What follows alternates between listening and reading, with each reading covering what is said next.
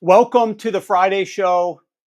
This episode of the Sharp Football Show is going to be fabulous because we've got a huge weekend on deck for you guys from a football perspective. We've got one of the best weekends of college football, of the entire college football calendar. So I'm super excited to talk to our college football betting expert, Ryan McCrystal, momentarily. We're going to be talking all about this upcoming schedule for college. The games kick off tomorrow. They're going to be absolutely incredible. We're also going to be talking about the NFL slate. We've got tons of NFL bets for you as well on here. We've got some longest props that are going to be up at the end of the show that I can't wait to dive into. We also have some of Pam's best bets throughout the show as well. It's going to be a great show. We have the London game, another London game over there. But adjacent to the London game is the fact that, you do have a first-time head coach going over there to London, a first-year head coach. We saw the same thing last night where we had a first-year head coach coaching on a short week. So you've got situation where the Chicago Bears, I don't want to say, I guess he's not a first-year head coach, but inexperienced, has never gone over on playing an international game. Matt Eberflus with a rookie quarterback who obviously has never done this before either, Caleb Williams, going to London and what that's like.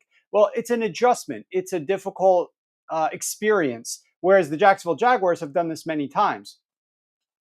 Pivot that to last night's game. And I want to talk a little bit about last night's game, the Seattle Seahawks hosting the San Francisco 49ers. Before we do that, definitely want to recognize the chat. Everybody over on YouTube is being able to get their comments in here. Happy Friday, Aaron Barry. Let's go. Happy Friday, Tyler Neitler. Happy Friday, Floor Ian. Warren's Goat. Appreciate that. Let's go, Jason. We absolutely thank you, Hayden, for reminding me. Please go over to the YouTube channel, like the stream, give it a thumbs up, subscribe, set your alerts on, because there's a very good chance I'm probably going live again on Saturday, delivering some more NFL props. And we had some success with that last week. So I'm going to do it sporadically. Don't know exactly when yet, but make sure you're subscribed over on YouTube, set your alerts so that you get notified as to when I'm going to be doing that. But we'll be getting to a lot of your YouTube questions here momentarily throughout the show on some of the different topics as well. But I got to talk a little bit about the game last night. So you have a first-year head coach in Mike Macdonald with a offense coordinator who comes over from college, right? Ryan Grubb. He was with Washington last year. Now he's in the same city, but coaching the Seattle Seahawks and calling plays for them, designing their offensive strategy. And they did not run the ball enough against the New York Giants. And they knew that, and we knew that, and we lost some props on that. We thought that we were going to get a lot more Kenneth Walker against the Giants than we did. And they did not use Kenneth Walker. And so I lost that prop bet. Not bitter at all, just they clearly realized their mistake as well. So what they do in their press conference is Mike Macdonald comes out with a hat that says, run the damn ball. And clearly their mentality all week in the press, if you hear Ryan Grubb's press conference, we want to run the football a lot more. And we want to get the ball to Kenneth Walker a lot more. That makes a lot of sense. You should be balanced in your approach, especially against a team like the San Francisco 49ers. You should try to take advantage of that. But as it turns out, it's not necessarily the best idea to change your offensive philosophy and to tell your opponent that you're going to change your offensive philosophy for this game. Keep in mind, the Seattle Seahawks, right, against the New England Patriots, they were very much pass heavy. They were passing the ball a lot against the Detroit Lions the prior week.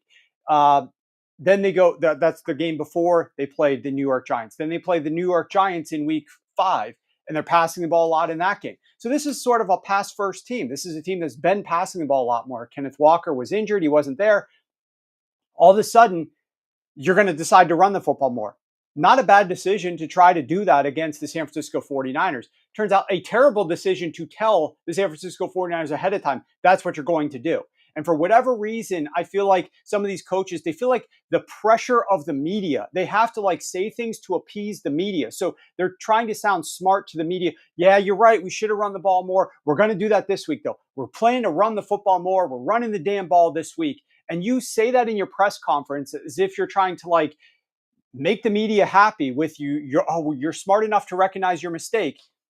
and you end up losing the game as a result of it. It's clear. On 6 of 7 first downs to start the game, the Seattle Seahawks ran the football. They handed the football off on 6 of their first 7 first downs. You know how many yards were gained on those 6 run plays? A total of 9 rushing yards. A total of 9 yards on 6 first down runs. That's 1.3 yards per carry. We're setting ourselves up in third and obvious passing situations when we are running the football with that much inefficiency on first down, and we're doing it every single time we get the football. 6 out of the first 7 first downs to start the game. And then you got Mike McDonald, who comes out at halftime and says, we like where we're at. We like our game plan. We're going to stick to the plan. What are you talking about? You're down by 20 points.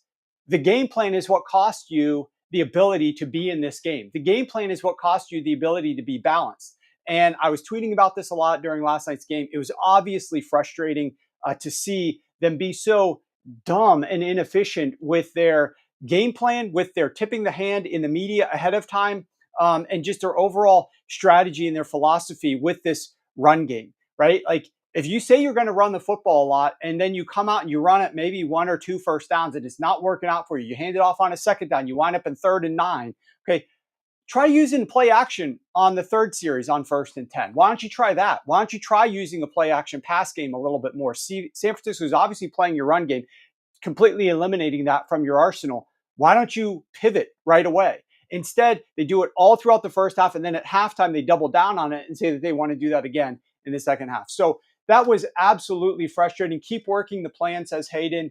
Mike McDonald at halftime. Yeah, that was his direct quote. Keep working the plan was ridiculous. I agree, Brett.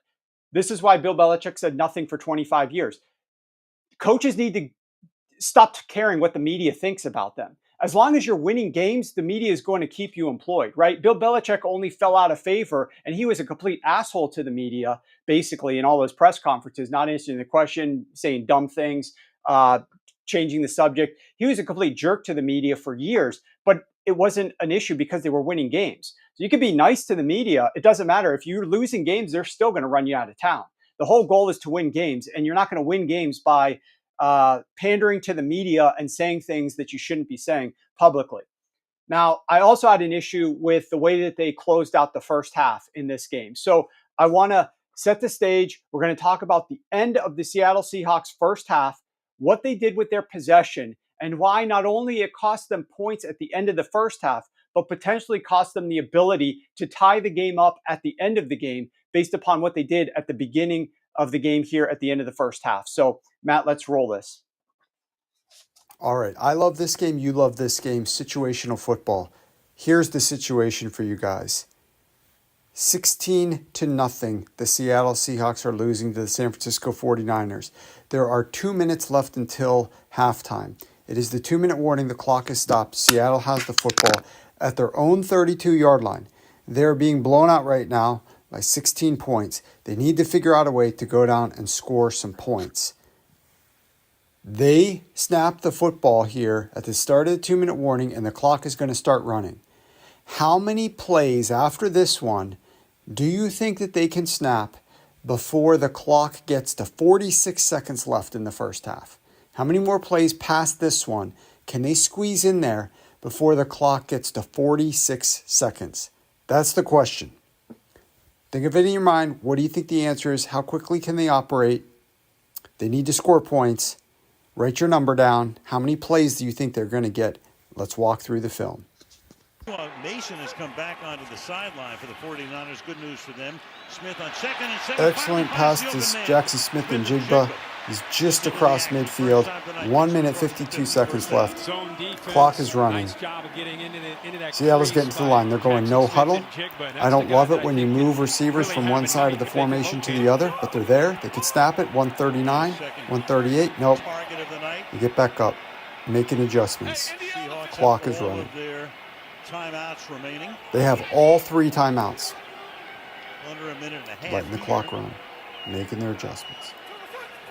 Snap at 123. Getting flushed. Short pass. Completion. Clock is running. Get on the clock. Get on the ball. You want to use a timeout here? You got second and long. 49ers 1 minute, 12 seconds. put the pressure on. What are we going to do San here? Francisco has been really impressed with his approach. No, now we're huddling. Now we're huddling. Obviously a great pass rusher, but they said he's just a You got the announcers talking about random crap. I want you to pay attention to what Al Michaels starts I know saying. you got all 3 timeouts here, Yeah. but they've taken none. Yep. They're not moving with alacrity. You're under 50 seconds. 2nd and 9.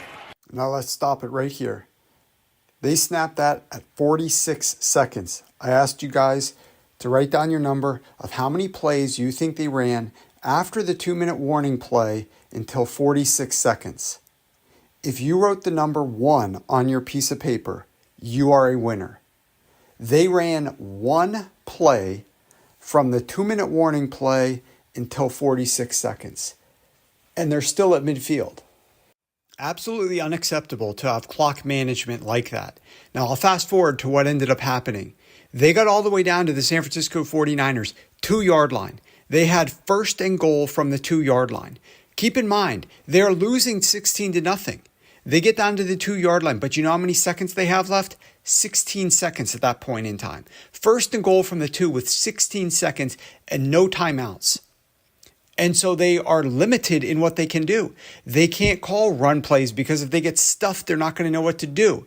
So they throw the ball incomplete. Then they throw the ball incomplete. Then they throw the ball incomplete. And then they're kicking a field goal from the 2-yard line with 3 seconds left because they couldn't complete a pass and they could not call any type of run plays because they had no time left.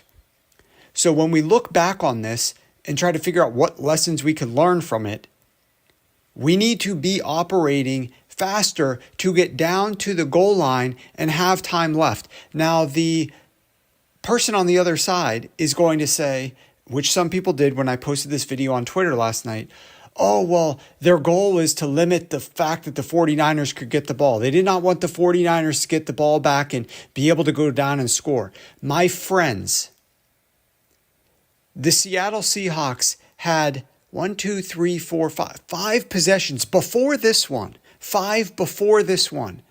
They scored no points. You cannot worry about what the 49ers might do when they get the ball back, depending on how much time they might have. Your main primary focus when you're in this situation has to be to score points. You've scored none so far. You're losing by 16 points. You have to try to figure out a way to get a touchdown. You cannot worry. Any worrying about how much time could be left, that's secondary. That's a great problem to have, but it's a secondary problem. The first problem is we're losing 16-0 and we got to get a touchdown before this half ends. So you can't be sitting around at midfield with what they did, losing that many seconds because it ended up costing them the ability to go down and score a touchdown. And instead, they kicked a field goal and not a touchdown. And you know what happened? They had scored 17 points through 3 quarters. And they got the ball back with a score of 29-17, and they scored a touchdown. Now, had they scored a touchdown at the end of that first half, instead of having 17 points, they would have had 21 points. And when they scored that touchdown in the 4th quarter with just under 2 minutes left, they would have been losing 21-29. That's an 8-point difference. They could have gone for 2 after they scored that touchdown, and the game would have been tied.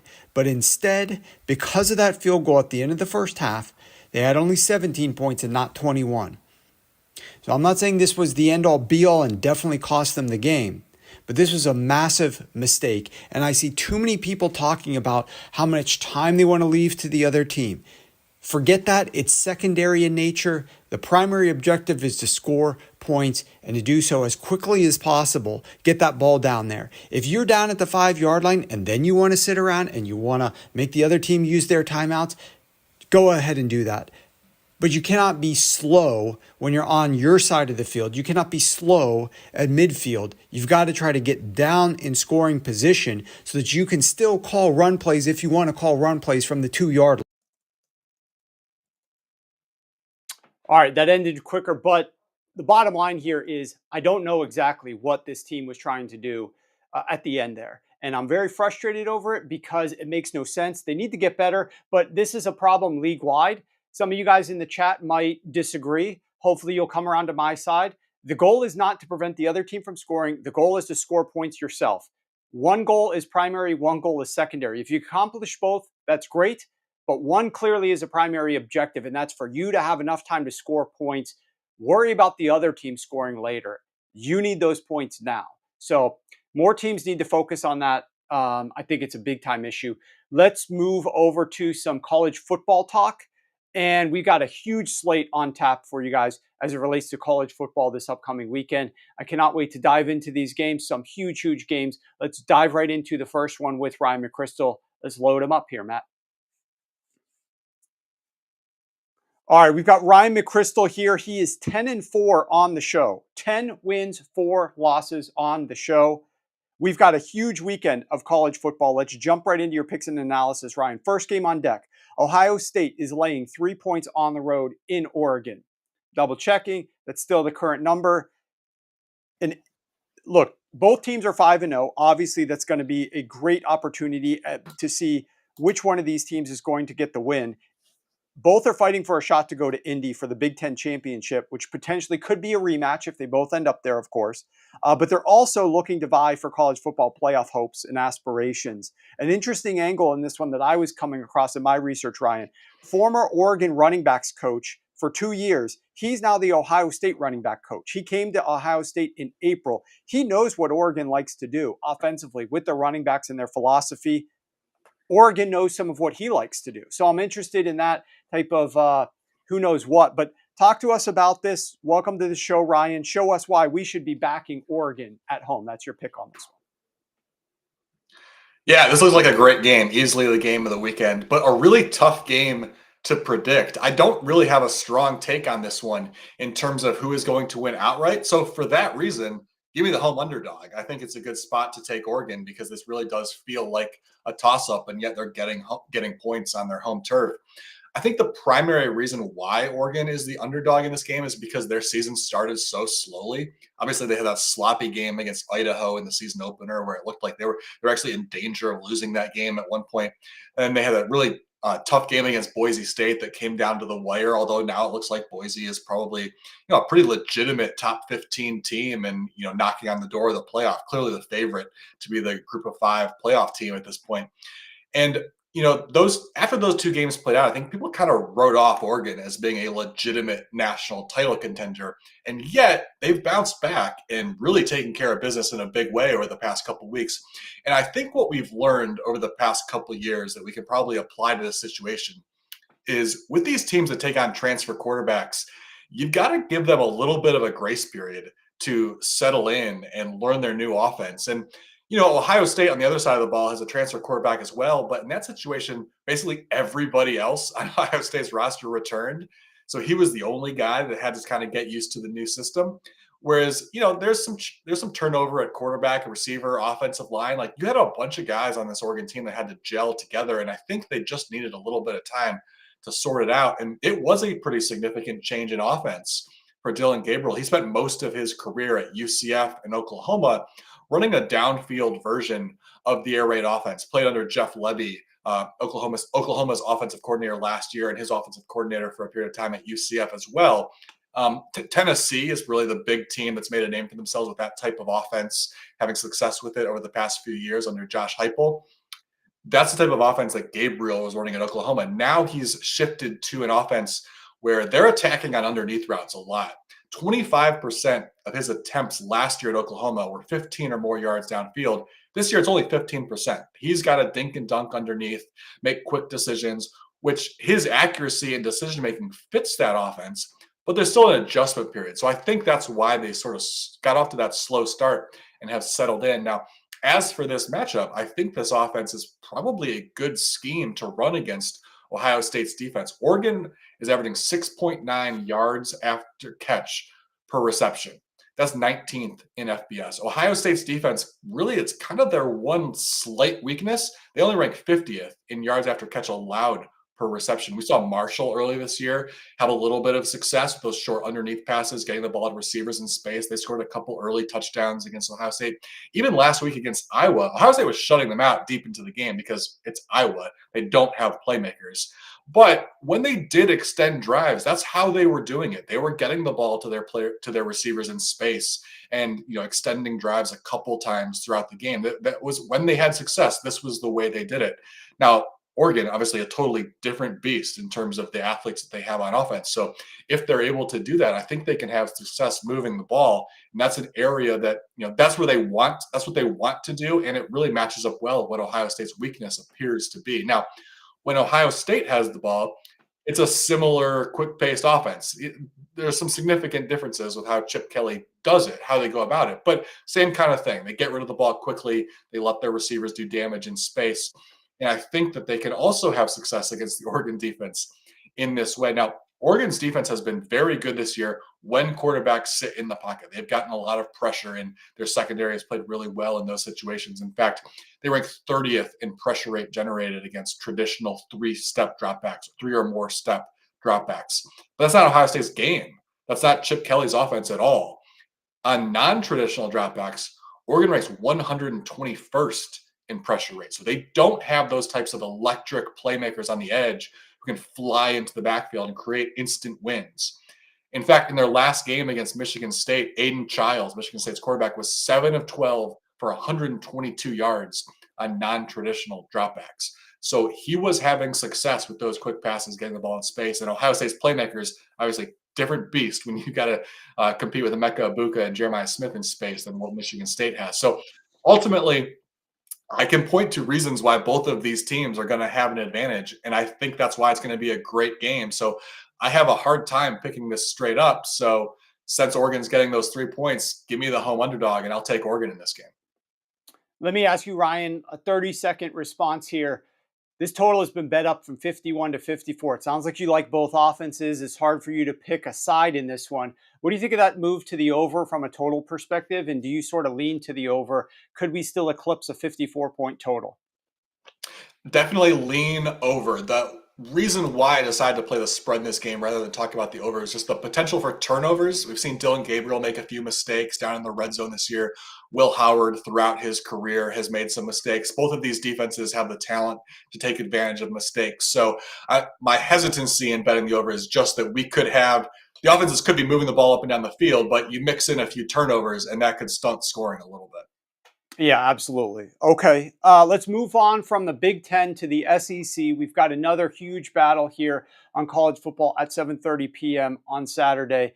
Really looking forward to this game. Certainly, we've got two teams as Ole Miss travels to Baton Rouge for the night game at LSU. I'm sure you got an update for us, hopefully, on Trey Harris. He leads the country in receiving yards with 885. I'm not sure if he's going to be up for this game, though, in terms of his injury status. But the Ole Miss defense has been playing well lately, and they can step up potentially if Harris can't go.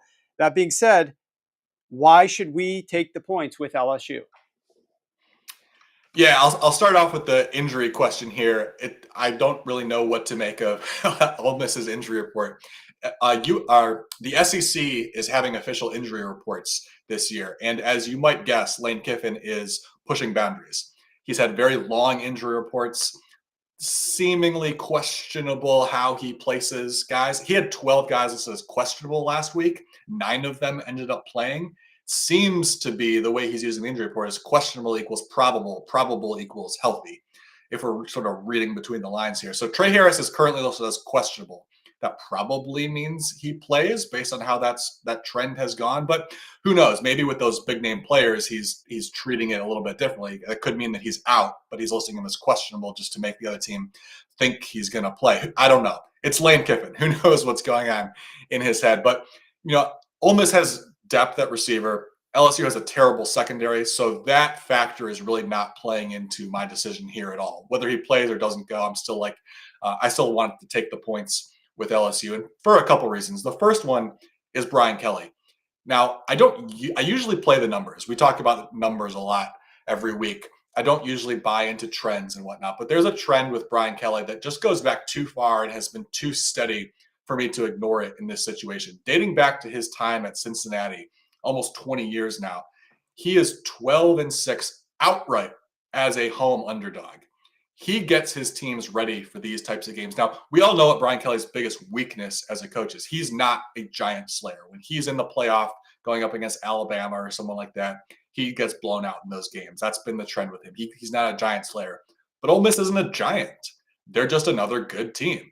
And in these games, especially at home, Brian Kelly gets his team ready to play and they take care of business. So I just got to buy into that trend. I think there's really something to it because he has done it at Cincinnati, Notre Dame. He's done it at LSU already. He takes care of business in those games. So although I'm not usually talking about those types of trends, I think this is a case where Brian Kelly just has such a long track record of doing this and winning the games he's supposed to win that definitely does affect my thinking. Now, as for the matchup a little bit, another big factor here is I'm not buying Ole Miss.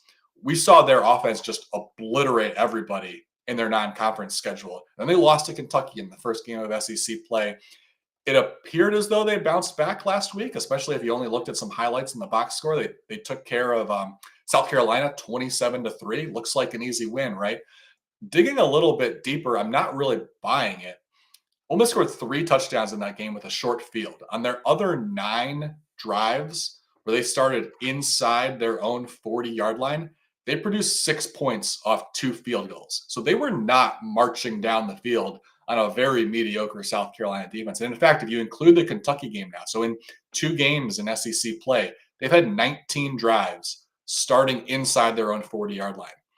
Only 5 of those have been scoring drives, 2 touchdowns, 3 field goals. So that's 23 points off those 19 drives where they've had to really go most of the length of the field.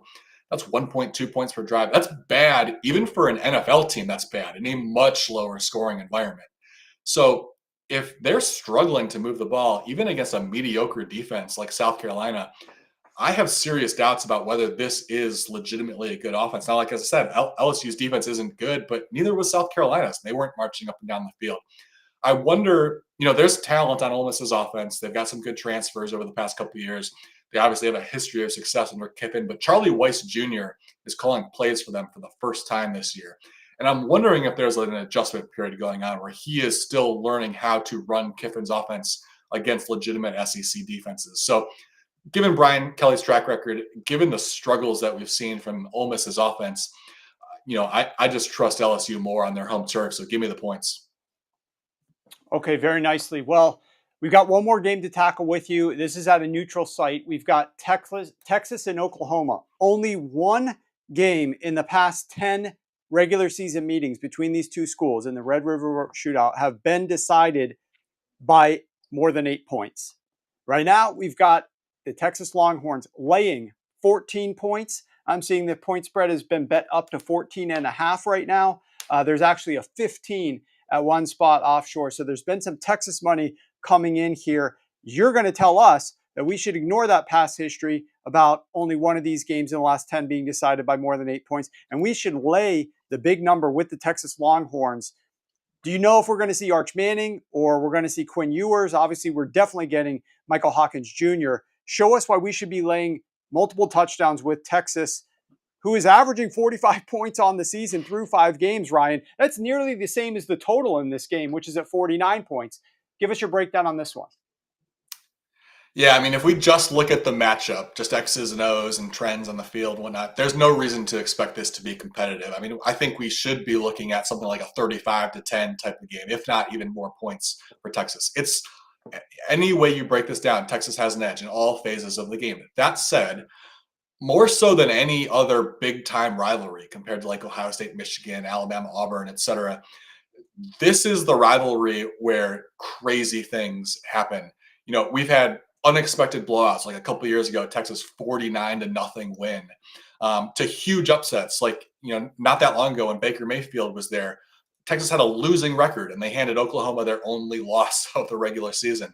Crazy stuff happens in this rivalry. But if you're betting Oklahoma, I think you're just banking on that history because you can't point to anything Oklahoma does where they have an edge in this game. So I'm pretty confidently taking Texas, like with the point or laying the points with Texas, with my only hesitation being that history is just the crazy history of this matchup. But as for more of like the meat of what this matchup actually is going to be, Quinn Ewers is back. He has been announced as a starter, and I think that's a critical point in this game because even though Arch Manning has played well, Oklahoma's defense could probably do some things to confuse him because this is a pretty good Oklahoma defense this year. They blitz a lot, and that's one of the ways that they can cause problems, especially for an inexperienced quarterback like Manning. Ewers, however, has plenty of experience at this point, and he has been fantastic against the blitz. Over the past 2 seasons, here I'll run through some of his numbers. 66% completion rate against the blitz, 7.5 yards per attempt, 15-2 touchdown interception ratio, and a 5.6% sack rate against the blitz. That's incredible. That's a good sack rate just looking at overall numbers. To do that against blitzes, that's incredible. It shows his ability to make quick decisions, which is what you need to beat the blitz. He's got a proven track record of doing it. So I don't think there's anything Oklahoma defensively is going to be able to do in this game to confuse him. And then obviously Texas has the playmakers. They've got a very good offensive line. I think they're going to be able to move the ball.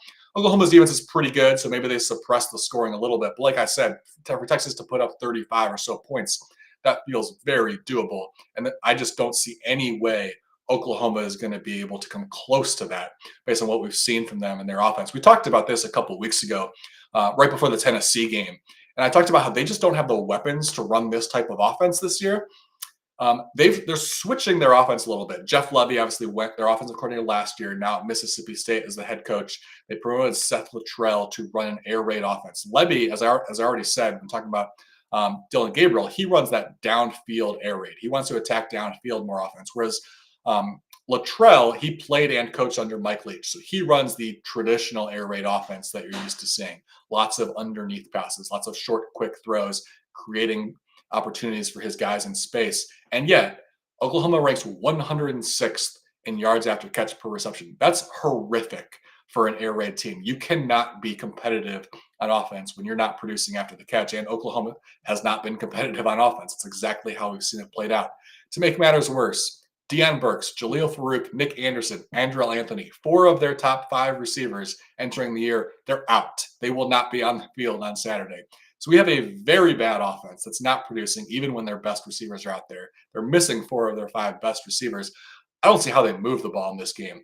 A shutout is on the table here based on what we've seen from Oklahoma's offense and Texas's defense. So, like I said, there's no reason to think Oklahoma will be able to score enough points to keep this within 2 touchdowns.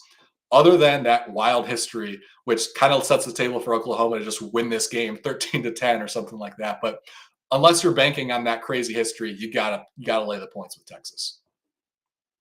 All right, so we're laying the points with Texas. 2 dogs and Texas. You're 10-4 on the show on an absolutely gorgeous run to start the year through the first 5 weeks. Let's hope week 6 of the show is just as good to you as those first 5 weeks were. Good luck this weekend, Ryan. All right, next up we've got Pam Maldonado. But before we get into breaking down some of our NFL bets, I do have to mention one quick ad read here, and that is that we're already 3-1 on the week. I mean, we're having a record-breaking season so far, and Thursday Night Football started the way that our first 5 weeks have gone. Last week alone, in all picks, college, NFL, we were 34-15. That's just in 1 week, 69%.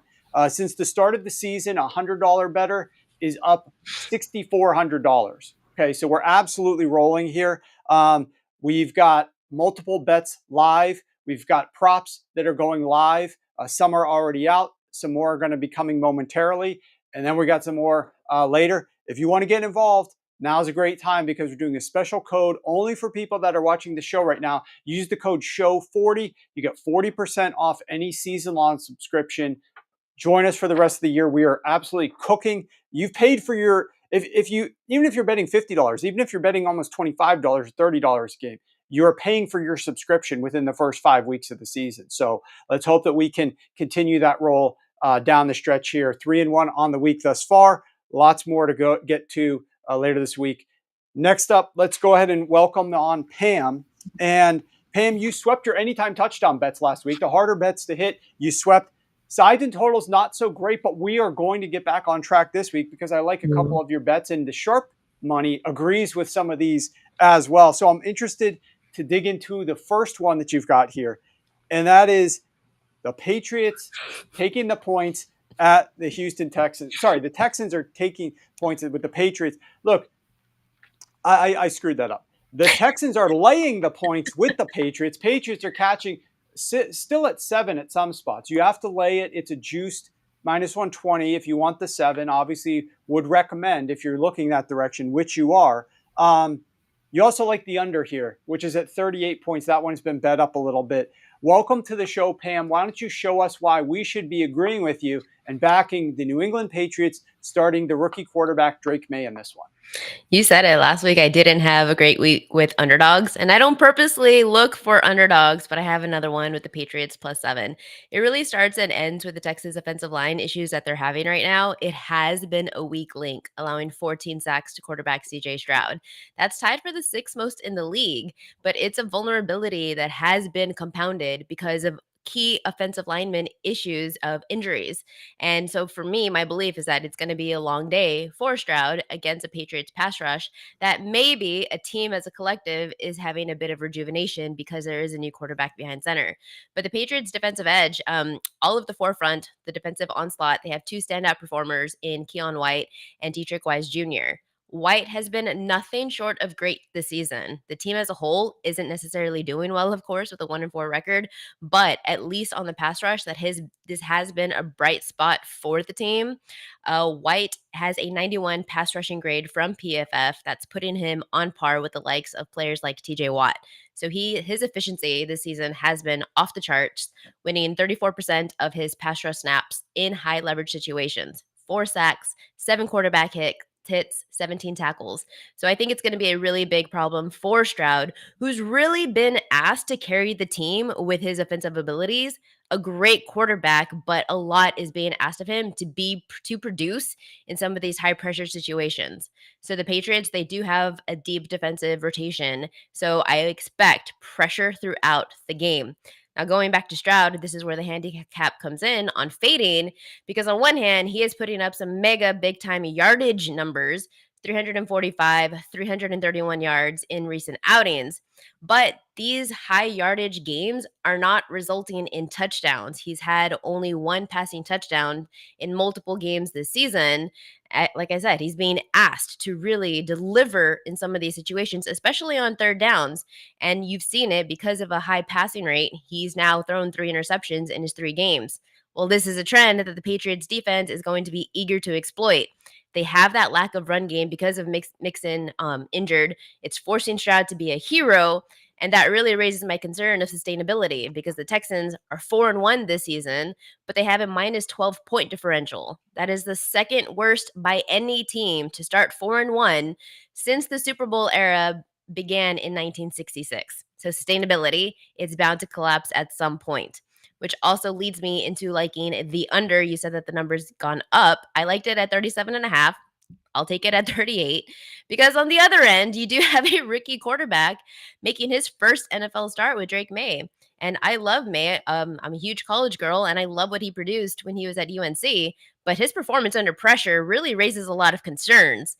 In his final season, he completed only 43% of his passes when under duress, 6.7 yards per pass attempt, 7 touchdowns, but that did come with 5 interceptions. Now May is going to be facing a fierce Texans pass rush. Will Anderson Jr. on the other side, behind an offensive line that's been struggling. May could very well be spending a majority of the game on his back. Now, one positive for him is that May does have a solid rushing mobility, but so I think we're going to see a lot more of like shotgun formations, move the pocket concepts to leverage some of May's athleticism, mitigate that pass rush pressure, more rushing, less downfield attempts against a Texans defense that recently held a veteran quarterback in Josh Allen to a career 30% completion rate. So if they can do that to a seasoned pro like Allen, just imagine the type of challenges that May is going to face in his starting debut. But still, I do like the Patriots defense against this weak line, because also the Texans are going to be without their star wide receiver in Nico Collins. And it really is, I think, a huge major impact that potentially is not being considered enough for such a big point spread on the road. because Stroud and Collins have been one of the most dangerous tandems downfield since becoming teammates last season. 33 completions on passes of 15 plus yards downfield since the start of the 2023 year. That's tied for the second most in QB receiver tandems, trailing only the Dolphins quarterback in Tua Tagovailoa and Tyreek Hill. Collins also had 567 receiving yards before he left with injury. That's the third most in the team's first 5 games in Texans franchise history after DeAndre Hopkins in 2018 and 2015.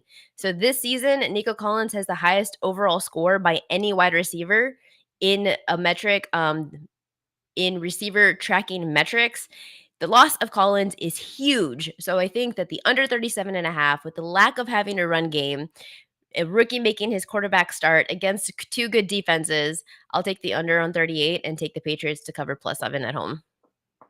Yeah, Pam, and I was just looking up on one of my machines here, Drake May's rushing yardage. When you mentioned his mobility, line is set at 25.5 right now. So could be a look if you think he might get flushed. He might want to try to run with the ball with his mobility at college.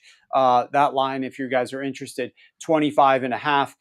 You are absolutely right about CJ Stroud. I get frustrated with Bobby Slowick a lot, Pam, with the way that he calls too many runs on early downs. And we need to check the status of Cam Akers.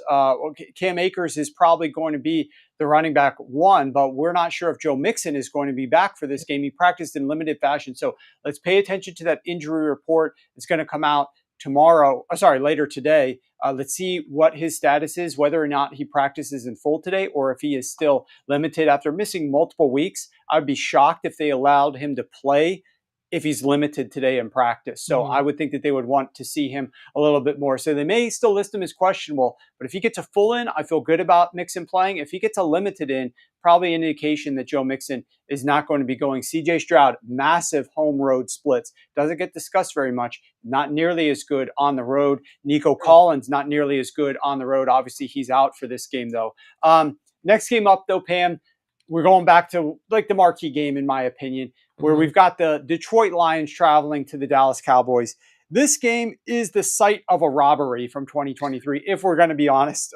This is where the Lions got royally screwed on what would have been a go-ahead 2-point conversion to Taylor Decker in the closing seconds that was completely botched by the officials and gave the Cowboys a 20-19 victory. The last that we saw Jared Goff, he was perfect in completing 18 of 18 pass attempts in a huge 42-29 win over the Seattle Seahawks. I know you're going to lead us down the path of betting the under in the 52-point total here. Show us why we should be looking towards backing the under and hoping for some offensive utility here between these two juggernauts. I can understand why this total opened so high because you have Jared Goff coming off such a great game. Jared Goff on the road in a dome situation, and we know a Dak Prescott can air it out with CeeDee Lamb. But the Cowboys, they're really struggling at home. They've been facing some serious challenges at AT&T. Recent home games, they were in a significant halftime deficits. We're talking 35-16 deficit against the Saints in week 2, a 21-6 deficit against the Ravens in their most recent home game. And this is a far cry from what we've previously seen, which is mega dominance when playing at home, where they had won 16 straight regular season games before this year. Now, this is something that the Lions could definitely exploit. I don't know if they're going to come out with such a lead, but they do have the ability here to take complete control of the game early on because of having such a strong rushing attack led by Jahmyr Gibbs and David Montgomery. The Lions can, in fact, control the game's tempo and style and play the exact type of game that they want to, which is the ground and pound approach, which could significantly limit the scoring opportunities from both teams. Now, the reason why I expect this to be a ground and pound situation is because the Cowboys' defensive injuries could really come into play here, adding to Dallas's woes on injuries on the defensive side. They have, if there is the absence or the limited play of defensive end Micah Parsons, linebackers Aaron Kendricks and Nick Vigil, those could severely impact the Cowboys' run defense, which is a major problem when you're going up against such a dynamic duo in Gibbs and Montgomery, a unit that's already weakened without having DeMarcus Lawrence, who was placed on IR earlier last week. So now, because of the offensive line, now on the other end, you have the Lions who are getting healthier. They're getting their center in Frank Ragnow back, which is going to be a huge boost for this offense. That's going to give Detroit a significant advantage in the trenches against an already depleted Cowboys defense. So you have a strong offensive line from the Lions who are better equipped to execute a heavy run game plan. So 52 is just like screaming, give me the under in something that I don't even think is going to reach like 45, 47, which is also lends me into liking some rushing props. I love Jahmyr Gibbs over 59.5 rushing yards, David Montgomery over 59.5 rushing yards, and for Gibbs to have his longest rush over 14.5. If I'm thinking this is going to be a ground and pound type of game, they're going to emphasize that type of strategy. It perfectly aligns with Gibbs and his skill set. He's more of that home run threat. He has 5 designed runs of at least 15 yards this season.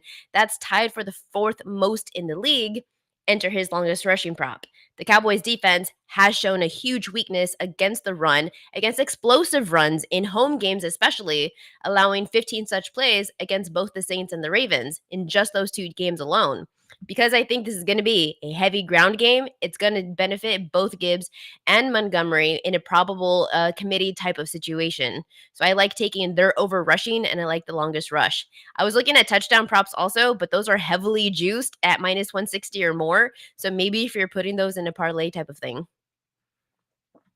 All right, excellent. Pam, one question for you.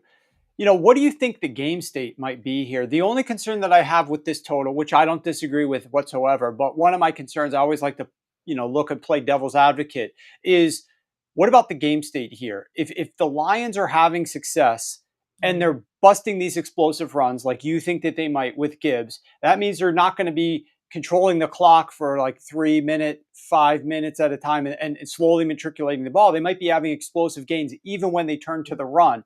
Right. The Cowboys then get the ball back. And I don't know that they're going to have a lot of success running the football here, Pam. I really don't think that offensive line is going to open up enough holes against that Lions defensive front. It is going to be Dak dropping back and passing the ball. I don't know what his attempts might end up getting here. It depends on how much time of possession the Lions control. But this could be a Dak passing game, just throwing a ton of attempts. Does that bother you or concern you at all? Or do you think he's not going to be successful enough in those? So if the Lions do successfully establish the run, like I believe they can, take control of the game early on, then yes, it could force Dak Prescott into a pass-heavy offense. And we know Prescott can air it out. That can, in turn, pace of play could pick up. The Lions have a vulnerable secondary, but there are some mitigating factors for that. And Dallas can attempt to air it out, but similar to CJ Stroud, yardage doesn't yield touchdowns. And the Cowboys themselves are having offensive line issues, a struggling run game. They have limited receiving options beyond CD Lamb, and they have trouble converting on third downs, plus a lack of explosive plays. So all of that, you would really be asking Prescott and company to have a highly efficient game with limited possessions. I think there's just too many concerns to see that happening, so I'll gladly still take the under with confidence. All right, I like it, Pam. I like that confidence. I like these bets. I like the props. Good luck this weekend. Make sure you guys are following Pam over on X, as well as reading all of her great analysis up at sharpfootballanalysis.com. She's got games, she's got best bets, she's got props, all written up every single week over on Sharp Football Analysis. Once again, make sure that you guys are following us on YouTube. This is where you can get into some of the comments. This is where we'll get some of your reactions. Brandon says JMO will eat. Drake May is one of the VR using quarterbacks like Daniels. Oh, VR using quarterbacks. Okay, he might surprise people. Well, let's see if he does surprise people. Brandon, maybe he gets a rushing yardage prop at 24, 25 and a half, like we were discussing. I want to stick on this game because it is really the marquee game of the late slate. As I'm looking at my betting board, you've got the Steelers traveling to Las Vegas to take on the Raiders. You got the Falcons traveling to North Carolina to take on the Carolina Panthers. You've got the Chargers and the Broncos. That game could be somewhat interesting. But this one really obviously is the crowning jewel. And we've got our ref analyst, Joe Gibbs, who's going to be breaking down some elements of this game for us. But before we get into this game, Joe, there was some serious controversy last night that got swept under the rug. I'm not sure if you saw this, but I want to talk about it with you. It was the punt return that was muffed that should have been the San Francisco 49ers football, but it was not. Initially, it looked like it was touched. It didn't look like it was touched by the Seahawks player, right? So they were going to give the ball to Seattle after San Francisco punted the football. Seattle was going to have the ball 1st and 10, looking to get back into the game. However, Kyle Shanahan has a personal spotter up in the booth. He spotted that it touched the Seahawks player. So he told Kyle to challenge it. Kyle Shanahan challenges it, and the ref says that the call stands and it didn't touch the Seahawks player. But clearly, it did touch the Seahawks player. And before they even give the ball to the Seattle Seahawks, as the ref is saying that the ball did not touch the Seahawks player and that the ball belongs to this to the Seattle Seahawks, we get the cut in of a replay showing it clearly touched the Seahawks player, and massive controversy ensues. Matt, do you have that tape? Can you roll that? I think I clipped that for you last night. After review, the ruling on the field stands as called. It'll be Seattle ball, first down and 10. Timer, please reset the game clock. 14 minutes and 51 seconds. Thank you. Terry McCauley, this is as close as it gets. What did you see?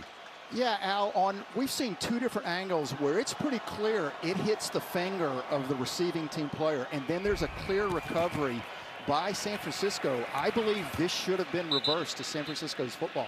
But it was not. Well, there's so much going on there. You got a guy blocked into the returner, but it's up to the returner to protect himself.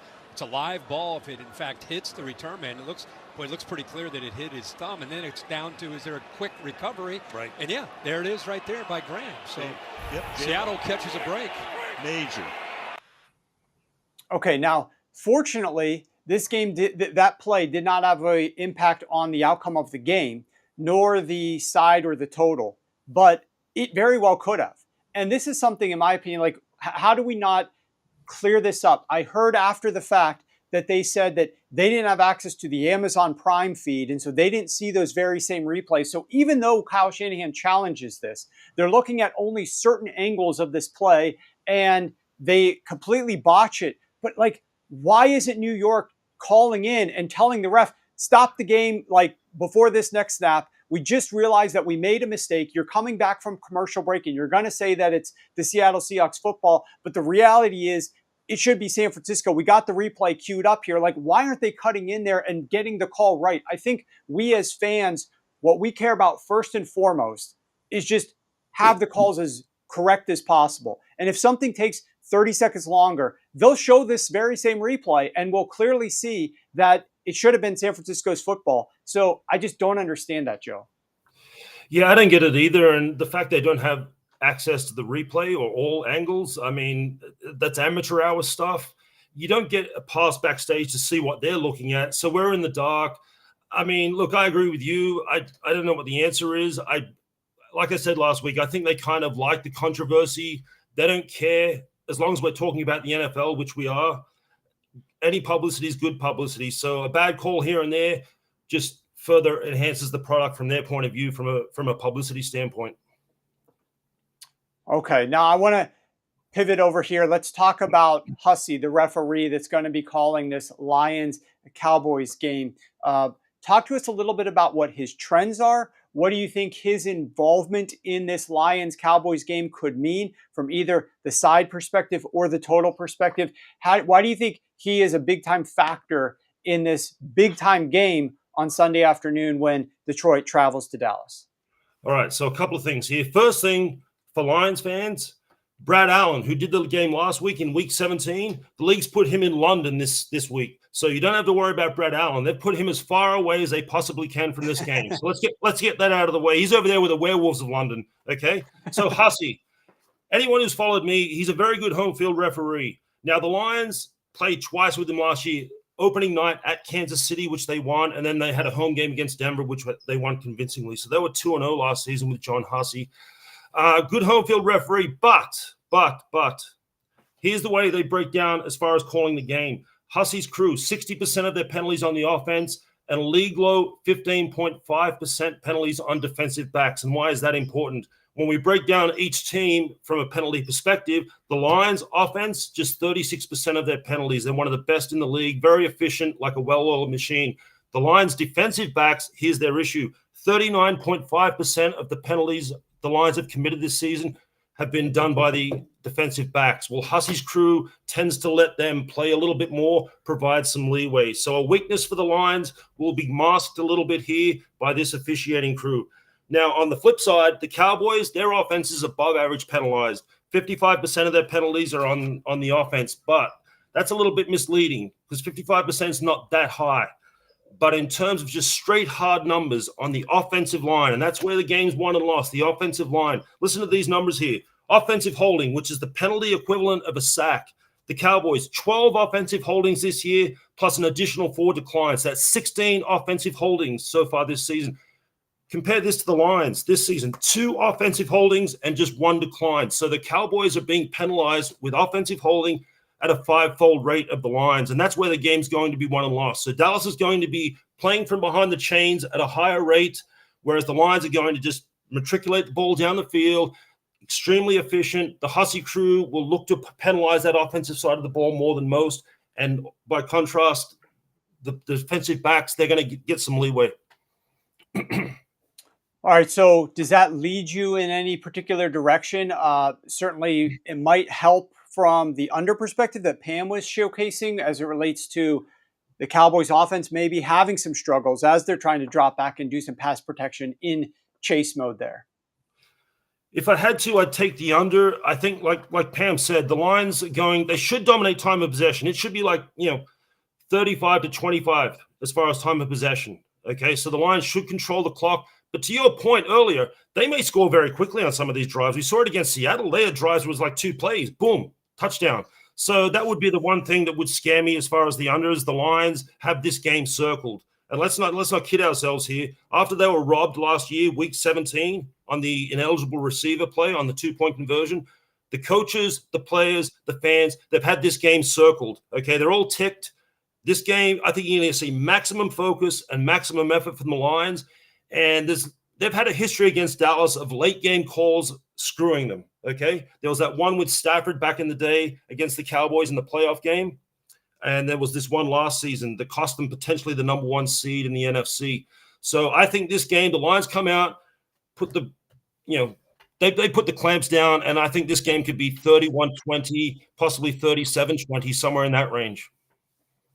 All right, so you're liking the Lions more so than you're liking the under, it sounds like to me here. Yeah, absolutely. I think this is a game they've got. Of all the games this year, I think this is the one you get maximum focus. This is the game they've got circled. At Dallas, let's exercise the demons from last season. Yeah, I really want to see what Ben Johnson comes up with here from a play calling perspective. Will we get another one of those eligible linemen trying to check into the game to be able to, because this is the prime opportunity to really spit in the league's face and give them a big middle finger for what happened last year. Whether or not that play is going to work, I can't imagine how much time like the Dallas defense has worked on defending that this week as they lead into this game. Maybe expecting something like that to come. It's just going to be fun to watch from that perspective as well. I wouldn't be at all surprised if what you just said happens. The Lions actually run some sort of trick play with an offensive lineman catching something just to stick it in their face after what happened last year. I would not be at all shocked if that happens. Yeah, absolutely. Absolutely. And George comments, the rest advantage does go to the Detroit Lions. Obviously, if you think about it, the Dallas Cowboys, they played Sunday night in Pittsburgh. That game went to overtime after being delayed for a while. It trickled into like Monday. And by the time they got home, whereas the Detroit Lions had an entire bye week to get healthy for this game. I'm interested to see Pam has the longest rush for Jahmyr Gibbs. I like that one as well. Keep in mind, Jahmyr Gibbs week 1, he wasn't fully 100%. Right? He was dealing with an injury that was sort of limiting him slightly. He's got more and more explosive as the weeks have gone by. A great opportunity to feast with some explosive runs. A lot of opportunity for the Detroit Lions to get the game going here on the ground and really control this one. But there is some money back and forth on this one. It's sticking at 3 minus 15, 3 minus 12 in favor of the Detroit Lions as road favorites in Dallas. But whenever it got up a little bit higher than that, that Cowboys money was showing up. So, all right. Thanks so much, Joe. Good luck this week. We're looking forward to having you back next week. And with that, let's go ahead and pivot into my favorite section of the show, your favorite section of the show. We're going to go over to the longest reward section. Going to try to keep the show a little bit tighter today. We'll get a couple of these, then we'll get to some of your questions here momentarily. I want to go to this next one first. This is an interesting one. You can go, I want you, if you're watching this live, you can go over to the London game, go into the Jacksonville Jaguars at Chicago Bears. go to the rushing props. Sorry, go to the receiving props. Go to the receiving props for the Jacksonville Jaguars at Chicago Bears. And when you're in the receiving props, I want you to scroll down to the longest reception prop. Let me see what the numbers are right now.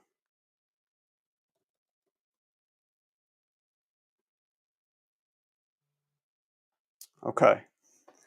You could basically do this in any book. Almost all the books have the same line, except for Rivers. Don't go to Rivers right now. Every other book has a very solid reduced juice number on this one.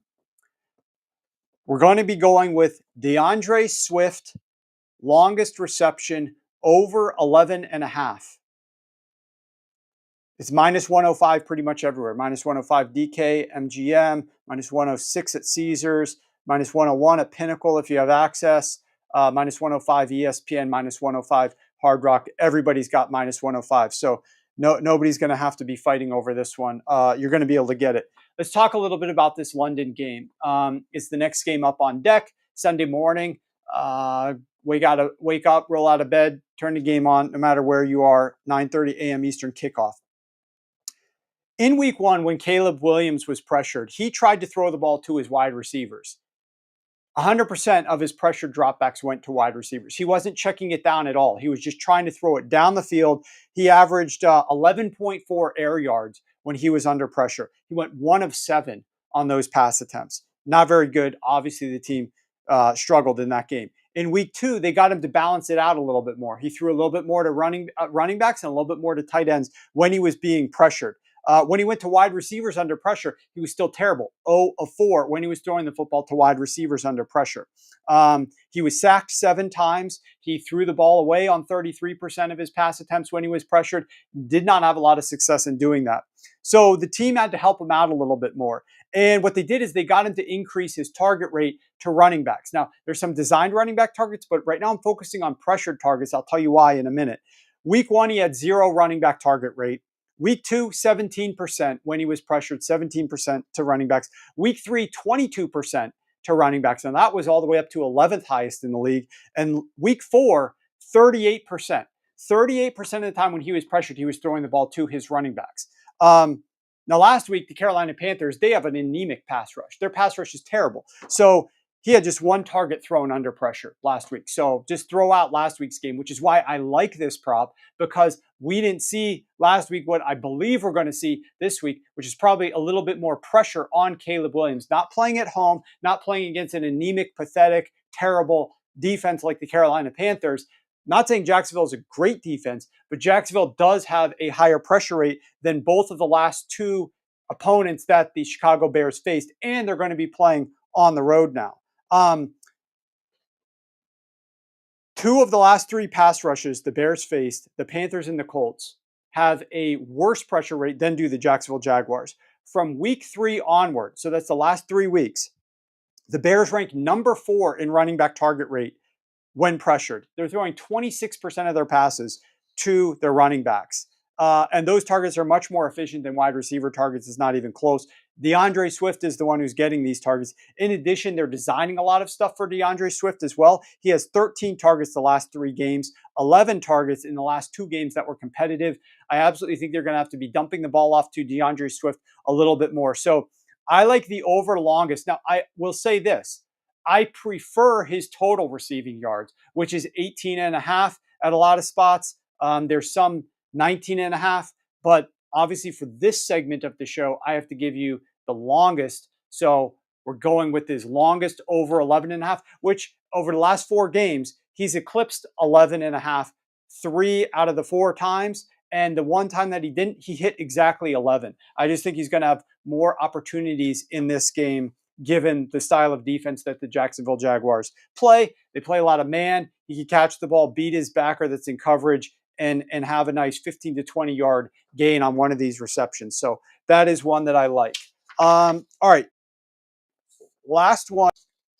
This is one of the chalkiest ones on the board. Like I don't say chalkiest. It's the most obvious. It's not really a secret as to why I would like this one necessarily. Let me get the right page here. Not there, not there. Somewhere I've got the right page. Here we go. All right. This game, I want you to go to the Baltimore Ravens at Washington Commanders. Let me try to tell you what line has the best book before we get into this. You might already know what I'm getting to.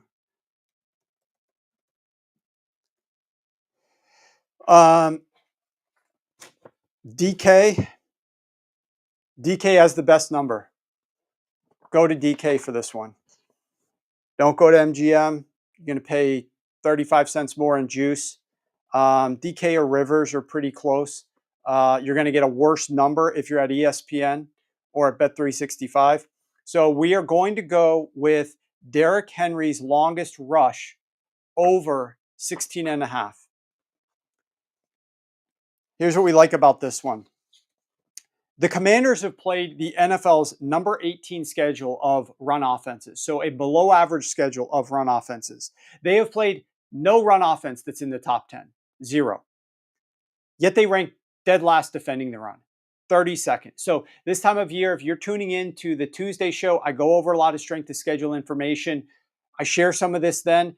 This is a glaring difference. I call it like a shock to the system. They have not played any good run offenses, and they're the worst run defense in the NFL. Now they've got to play the very best run offense that, by the way, is the very best because they also have the dynamic ability of a quarterback. Now, I look at when I'm evaluating run offenses, I take quarterback runs out of the picture entirely. I take quarterback scrambles out of the picture. I take quarterback designed runs out of the picture. I don't want to see that when we're looking for how well do these defenses fare against the run. So take those out of the picture. We are focused on just the running back runs. They're dead last defending running back runs, but it's harder to defend running back runs when your quarterback is also capable of running, which is what they're going to be going up against with the Baltimore Ravens. The Commanders, this sounds ridiculous. DK's down. Okay, they pulled it, guys. Thanks in the chat. DK is down. I do see that reflected here as I'm talking to you. It's not there. Rivers still has 16.5 minus 121. That's a great number for this one. 16.5 is more than fine at Rivers. I would honestly probably not be paying the minus 150 that's at MGM. I'd rather pay 17.5 at less juice than pay 16.5 at minus 150. So let's see what DK posts it when they post their number again. It's not going to be higher than 17.5. So that's one good thing with this one. But let's keep rolling here. Think about this. 9 running backs have had runs of 15 plus yards against the Commanders. 9. Keep in mind, they've played only 5 games, yet 9 running backs have hit 15 plus yards. Every one of those 9 running backs hit their longest rush over. 9 of 9. All these guys are hitting their longest rush over. 9 backs in 5 games have gone over their longest rushing attempt. Derrick Henry, the last 4 weeks, he's had runs of 29, 29, 87, and 51 yards. Those are his longest runs over the last 4 games. Against run defenses that are better than the Washington Commanders. DK is back up at 17.5 minus 130. So you guys are moving the number there. By the way, that's not my clients moving it because I gave this to my clients yesterday, but I like it so much still at the current numbers that I wanted to give it to you guys today. The only game that Derrick Henry had a longest run that wasn't 29 yards was against the Kansas City Chiefs defense. And we have seen how good that run defense is. Plus, it was Derrick Henry's first game with the Baltimore Ravens. So that makes it a little bit more challenging for him in that first game against that great run defense. The Baltimore Ravens, you got the game state thing that could potentially go your way, although I'm not laying it with Baltimore, but it is at 6.5 right now. You got a high total game. You've got the potential for a little bit of back and forth here, or the Ravens playing in a positive game script. They tend to jump out on opponents. I just cannot wait to watch this game. Being someone who lives and resides in this area, this is a nice rivalry game locally. You can search up Commanders and Ravens, even though it doesn't sound like it would be. Teams play almost every single year in the preseason, and they go to the same nightclubs. They hang out at the same spots. They love to, be able to rib one another if they're the ones who are winning these games. And so there is a little bit of added juice for this local game. There's going to be a bunch of Commanders fans going to Baltimore. The Baltimore Ravens fans aren't going to want them in there. It's just going to be fun. These two quarterbacks are awesome for the game. I'm going to love watching them compete. I also can't wait 1 week from now, we've got Caleb Williams against the Washington Commanders. So we get to see Jaden Daniels and Caleb Williams go head-to-head. I believe that's week 7. So can't wait for that game as well. All right, let's go ahead and take a few of your questions. So if you guys have some questions, get them up in the chat. Remember, we're doing this over at YouTube. I'm taking your questions live on YouTube. So if you're following on X, appreciate you following, appreciate you interacting. Stick around if you want to just watch, but if you want to participate, make sure you're following us on YouTube. Sharp Football Analysis is the name that you want to search. You can subscribe to the channel. Make sure you're giving thumbs up on the videos. That definitely helps us. And as we wait for some of these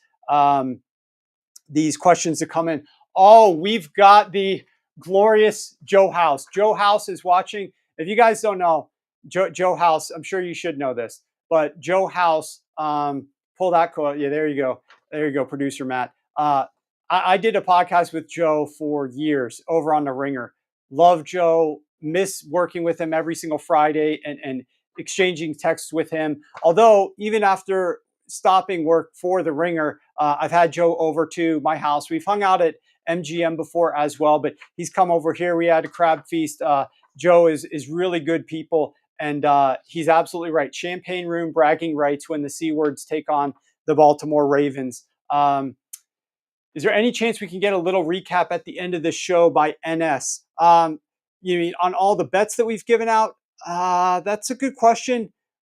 I don't know. We'll have to consider that moving forward. I really want you to check out the analysis of the bets as well throughout the show. So I definitely give a couple at the end, but as it relates to Pam and as it relates to Ryan, you definitely want to be trying to listen to their analysis. And you can see producer Matt has some of these scrolling at the bottom as well. House is awesome. George, you're absolutely right. House is awesome. Sean, House is the legend. Aaron, excited to see Joe House in here. Make sure you guys are following Joe House on Twitter. Joe's good people. So go check him out on Twitter. He'll enjoy your follow and engaging with you. And you can check out his content over there. Okay, does anywhere have a team total rushing yards bet? That's an interesting question, Sean, as I'm scrolling down here. I have never bet team total rushing yards. I'm sure it exists. I don't know if it exists for every single game or not, but I personally have never bet that before. Let's see, what else we got here? Neighbors News dropped the total by 1.5 points. What are your thoughts there? Bengals defense is so bad. So the key with the New York Giants right now is Brian Daboll is absolutely cooking with a subpar quarterback and subpar weapons. They go into Seattle. They upset Seattle. They've got the game. And that was despite the fact that they're going in for a touchdown and lose the ball at the 1 yard line. And it's a 100-yard return for the Seahawks. Just like that, you got a 14-point swing. And yet the Giants still are able to win that game. The key with betting Giants totals is how much time of possession are they controlling? Because they're not that explosive. Even they talked about the offseason, they wanted to be explosive, sort of reverting back to what they were in 2022 when they made the playoffs, which is a lot of underneath passing, getting the ball out of Daniel Jones' hands, avoiding the mistakes and the negative plays, focusing on raising the floor as opposed to raising the ceiling with potential catastrophic floors. That's exactly what the New York Giants are doing offensively right now. George asked for the EDSR advantages. Let me pull up my sheet. I'll be able to give them to you here 1 second.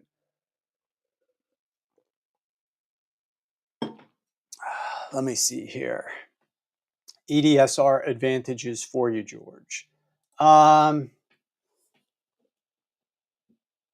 Okay.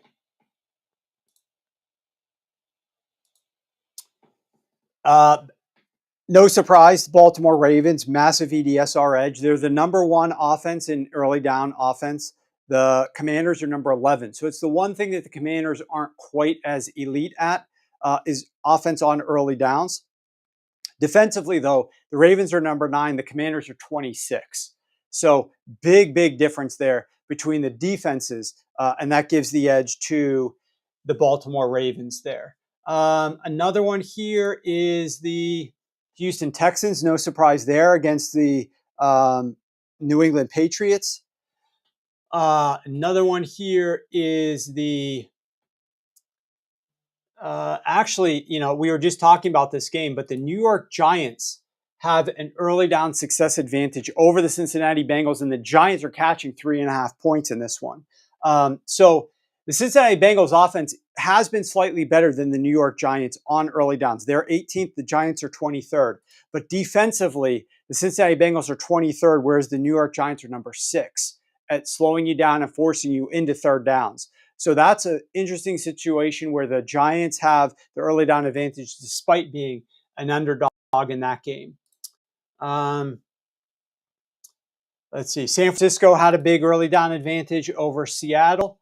And here's another one where we've got an underdog with an early down advantage. So I got a couple of these underdogs for you. It's normal for some of these larger favorites to have the early down advantage. The Jacksonville Jaguars have the early down advantage over the Chicago Bears on offense. I mean, this is hard for me to believe a little bit because they've been so bad and there's been so much negativity about them. But the Jaguars ranked number 10 on early downs, whereas the Chicago Bears ranked number 28. And this isn't trending. This is season long. So it factors in, obviously, week 1, and Caleb Williams is a rookie, and the offensive coordinator doesn't have all the pieces together. And now they're getting DJ Moore involved a little bit more. So these numbers obviously are going to change, and you can get trending EDSR data worked in there where you're focusing more on the last 3 weeks as opposed to including the first couple of weeks of the season. But overall, the Jaguars are number 10 offensively. They're number 15 defensively, whereas the Chicago Bears are number 17. So slight edge on defense to the Jaguars, but much bigger edge on offense to the Jacksonville Jaguars. And they are catching points. Whoa. As we talk, that's down to a pick'em. The Jaguars are now down to a pick'em at Chris. That's the first book that I've seen that's moved to a pick'em. We are seeing DK at 1. Chicago's only laying 1. Just yesterday, less than 24 hours ago, they were laying 2 everywhere. The 2s have moved down to 1.5s. Some have moved down now this morning and today to 1. I'm seeing Buckeye and Jazz are both at 1. Grande's at 1. A lot of the PPH spots are at 1 now. And the rest of the spots are at 1.5. But those guys are moving down lower. And it appears to be pick 'em at Chris. Down to a pick 'em at Chris. Okay. Let's see. I don't have any recommendations, Sean, for the Arizona State-Utah game right now. SKJR, we did not talk about the Jets on Monday Night Football. That was not one of the games that I broke down or Pam broke down. So we have not discussed or shared any insights there. I obviously think that the move at offensive coordinator from a play calling perspective can't hurt because I'm definitely not a Nate Hackett fan. That being said, I'm also not a fan of their current play caller. So it's not as if I view this like it's a big step up. Now, it could be a nice kick in the butt for a lot of these offensive players to get back on track and to have a very focused game and output here. And interestingly enough, from an early down perspective, this is only a small lead to the Buffalo Bills from an early down perspective. Very tiny. Not enough to give them 2.5 points on the road in New York. So there's a little bit of early down edge that goes to the New York Jets. Let's see this final injury report for the Buffalo Bills. I've been prepping for the show, so I don't know if it's been shared yet, but I'm really interested to see what ends up happening as it relates to some of those players on the Buffalo Bills. I shared my thoughts on the Buffalo Bills offensive strategy and the issues. We know their late game situation under Sean McDermott has been messy for past couple of games as well as past several years. But their play calling strategy, their philosophy on offense to attack deep down the field outside the numbers does not mesh at all with their personnel or what they're good at. If you look at where they're having their success, it's between the numbers. It's a little bit closer to line of scrimmage. They need to figure out that higher efficiency, short passing game, stop spreading it around and sprinkling in targets to Mac Hollins and MVS down the field outside the numbers and focus on the guys that you know are going, I call it play the hits. Dalton Kincaid, play the hits.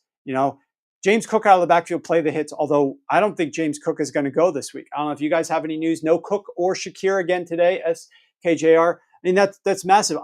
The thing about it, with a quarterback like Josh Allen, who has struggled against a defense like the Jets, I know it's a different defensive coordinator, but he has struggled in these games in the past. Like, you need those safety blankets. For a guy like Josh, you need those safety blankets. This game is going to come down to, in my opinion, that offensive line of the Buffalo Bills. Can they pass protect and keep that defensive pass rush off of Josh Allen? Because if they can't, the Jets are winning this game. And this is worth an alt spread bet, in my opinion. If the Jets can steamroll this game and force the Bills to play from behind, we have seen them make bad decisions. They don't have the players. They're trying to chuck the ball and gain big chunks down the field if they're trailing. And they're not able to get back into the game that way because they just aren't in sync from that perspective. So if you're looking to play the Jets, a teaser is an obvious choice here, right? Long teaser through the 3 and the 7. That makes sense. You can pair it up while you can still get the Jaguars at +1.5. That's a perfect leg to tease it with if you're interested or inclined, if you lean to the Jaguars anyways there, and you are interested in playing the Jets. I'm not telling you to do this. I'm just saying these are the ways to play it. But then I would be looking at some alt lines for the Jets if you think that there's a chance here for them, because this could get out of control if Josh Allen isn't having a ton of success offensively. Down Shakir, Ray Davis time. Yeah, they're going to need somebody to replace that receiving production as well out of the backfield from James Cook. Those targets are very valuable from Josh Allen when he checks it down or has some designed pass plays to James Cook. So somebody there out of the backfield is going to have some success on those underneath pass attempts, in my opinion. Thoughts on the Texans offense? We talked a little bit about that, Joey. I thought because Pam was on the New England Patriots there catching the points. Now that Nico is out for an extended time, look up the splits, home road for CJ Stroud. They're going to open up your eyes. I wasn't aware of that until this season, but it's not great. Now, yes, he's played some tough defenses on the road, but let's see what he does here in New England. I just am not a big I think sometimes quarterbacks are impacted by those types of things when they go on the road, especially a quarterback who plays in the dome a lot. And I think that those splits could potentially be real. I don't know how many games these guys are going to be playing on the road. I'm looking for my 2024 football preview. Here we go. 2024 football preview. Actually, I have some copies back there as well, but love turning to this. I tell you guys, I use this as a resource during the season a lot. It has all the point spreads for the games prior to the season there, so you can see what they're doing now. But at any rate, so let's see their schedule. They are in Green Bay after this game at Lambeau, which can be a tricky place to play for road teams. Then they've got a home game against the Colts. And then on a short week, they are in New York taking on this Jets team. They also do end up playing in a dome game on the road, Monday Night Football Week 11. So they will have 3 straight dome games from weeks 10, 11, and 12. But prior to that, they are outdoors this week, outdoors against the Packers, and outdoors against the Jets. 3 of their next 4 games are outdoors. And think about how they started the season. I don't know if you guys are aware, but not only did they play 3 of their first 5 games at home, did the Houston Texans. Every single game they've played so far has been inside of a dome. Their road games were at Indianapolis, which is a dome, and at Minnesota, which is a dome. So they hosted Chicago. Obviously, their stadium is a dome. They hosted Jacksonville, and they hosted Buffalo. So they have not played outside yet this year. First game outside is this week, and they'll play 3 of their next 4 games outside against the Patriots and against the Packers and against the Jets. So take that into consideration. There's some quick thoughts. All right. I think that's plenty. It's 124. I appreciate you guys. I want to remind you, use the code SHOW40. We went 34 and 15 last week. We're 3-1 on the week right now. SHOW40 gets you 40% off of anything season-long subscriptions for the website. So check that out if you're interested. Go to the website, go to sharp.football. You can read more there. Make sure that you're subscribed over at YouTube. Give us a thumbs up. Please share some comments and some feedback for us. We'll be back on Tuesday. Have another guest. I think those Tuesday shows are becoming fascinating. We had the breaking news of Robert Saleh being fired moments before that Tuesday show. We had to react to that. Got some good takes out there. Tune in next Tuesday, 12 noon Eastern. We'll go live once again. Good luck with all your action this weekend, and we'll see you on Tuesday.